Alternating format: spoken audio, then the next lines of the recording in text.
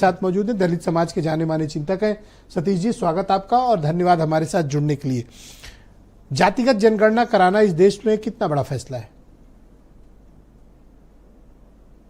ब्रजेश जी, मैं समझता हूं कि इस देश में 1857 पहली आजादी की लड़ाई, दूसरी आजादी की लड़ाई में देश राजनीतिक रूप से आजाद हुआ। अगर भारत में जातीय जनगणना होगी तो यह सामाजिक न्याय की सबसे बड़ी क्रांति होगी। इस देश में एक तीसरी आजादी जो एक सामाजिक आजादी के रूप में देखी जाएगी। देखिए, आज मंडल कमंडल के दबाव में, और जिस दिन इस देश में जातीय जनगणना के आंकड़े डिक्लेयर होंगे उस दिन ऐसा लगता है कि कहीं ना कहीं जो मंडल है, जिस कमंडल के दबाव में है, वो दबाव कहीं ना कहीं कम होगा। देखिए, एक सीधा सीधा नियम है कि धर्म की राजनीति को खत्म करने का एक ही तरीका है, सामाजिक न्याय की लड़ाई को आगे करते। ये बात बीजेपी भी जानती है। शब्दावली का इस्तेमाल किया कि कमल जो है वो मंडल के दबाव में है। नहीं, मैं मंडल कमंडल के दबाव में है। कैसे? अरे आप सुनिए ना, उत्तर प्रदेश में 59,000 शिक्षकों में 20,000 मंडल के पद बाकायदा मुख्यमंत्री खा गए, नौकरी दिला दी। अभी तक कुछ हुआ क्या?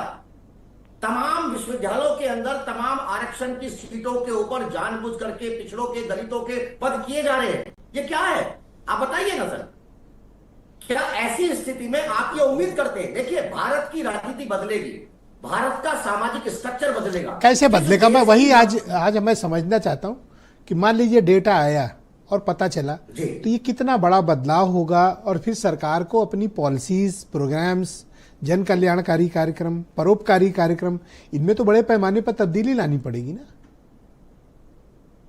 नहीं, देखिए ब्रजेश जी, निश्चित रूप से अगर ये डाटा आएगा, ये साइंटिफिक डाटा होगा, भारत सरकार को, तमाम सरकारों को अपनी नीतियों में आमूलचूल परिवर्तन करना पड़ेगा। और उस आमूलचूल परिवर्तन से बचने के लिए ये 25 में जो बात की जा रही है उसको बाकायदा 27 में क्यों टाला जा रहा है? एक चीज और छोटी सी बात बता दूं आपके दर्शकों को कि लोकसभा की सीटों का भी पुनर्निर्धारण होना है, 25-26 के आसपास ही होना है। ये हमने बहुत पहले तय कर लिया। कहीं लोगों का आरक्षण का दायरा चेंज ना हो जाए, पिछड़ों की अपनी जाति ना शुरू हो जाए, उनकी आरक्षण की मांग शुरू ना हो जाए, ये सब चीजें हैं। सर, 26 तक सुप्रीम कोर्ट ने रोक लगा रखी है। 26 पे ही नहीं होगा, 26 के बाद होगा। तो जब हमारे पास लेटेस्ट डेटा होगा सेंसस का और राज्यों की सहमति होगी, खासतौर पर जो हमारे दक्षिणी राज्य हैं उनकी सहमति मिलेगी, एक कंसेंसस बनने के बाद हम डिलिमिटेशन में जा सकते हैं। ये कोई सामान्य फैसला नहीं होगा लोकसभा या विधानसभा की सीटें बढ़ाना। ये एक बहुत बड़ा राजनीतिक सामाजिक बदलाव होगा, और ये बिना डेटा के और सबको सहमत किए बगैर नहीं किया जा सकता इस देश में। सर देखिए ब्रजेश, मुझसे सवाल है ना ब्रजेश जी? आपसे ही है। नहीं, देखिए ब्रजेश जी, सीधी सीधी एक बात आप मान के चलिए कि डाटा आपके पास आना ही है। आपने लोकसभा बना दी ना, आपने बाकायदा एक बड़ी लोकसभा इस उम्मीद में बनाई है कि वो लोकसभा छोटी होगी। कोरोना काल में आपने एक बड़ा प्रोग्राम चलाया जिसको लेकर के लोगों ने तमाम सवाल पूछे, सरकार से पूछे कि क्या इस व्यवस्था प्रोग्राम की जरूरत थी, लेकिन सरकार ने कहा कि ये जरूरत है। बिल्डिंग आपने बना दी, लेकिन बिल्डिंग के अंदर कौन रहेगा?